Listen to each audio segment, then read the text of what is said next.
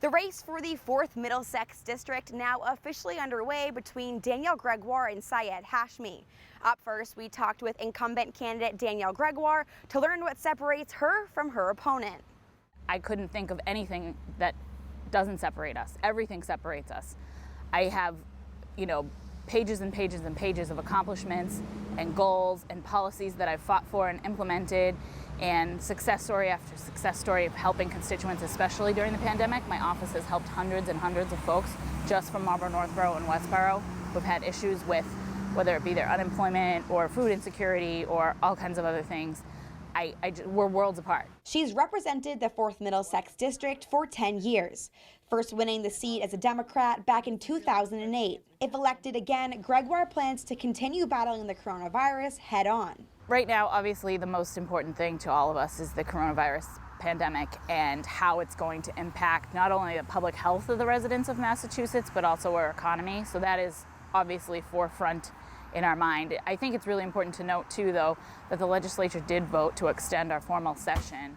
So typically we would have ended on July 31st, but several of my colleagues and I advocated that we should extend that session given the fact that we really aren't sure what's going to happen come this fall. So we'll be back in formal session this fall legislating and trying to make sure that we're seeing folks through this pandemic and that everyone in Massachusetts has what they need to get through this. And her campaign took a whole new look this year as she navigated the best ways to engage with voters during a pandemic. Prior to the primary, I would have knocked every single voter that we expected to vote in the primary. I would have knocked on their door. And this summer we got a really late start on that because I wasn't quite sure whether people would be comfortable with it.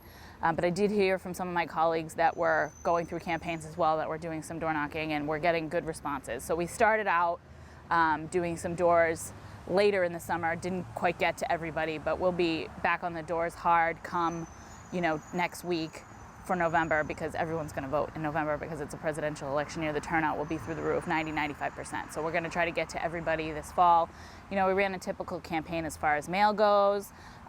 We upped the social media presence, and we've tried to come up with some outside the box things that I don't necessarily like to lay the playbook out in case the opponent is watching. We don't want everybody to find out what we're going to be doing on the campaign, but we've changed some things around, and I think it's exciting and it's new for 21st century. And she says the win Tuesday night feels good, but now it's time to get back to work. On Tuesday morning, we're stepping on the gas and it's full speed ahead with the doors, with the mail, with everything that we need to do to get our message across to voters, and we won't stop until 8 o'clock on November 3rd. Gregoire expects November's voter turnout to be huge, reminding voters they again have the option to send in or hand in ballots. I just think it's really important for folks to realize that they'll be getting another application for a mail-in ballot come the end of September. So if folks don't feel safe going to the polls because the turnout is going to be so high, they'll have the opportunity again to apply for a mail-in ballot.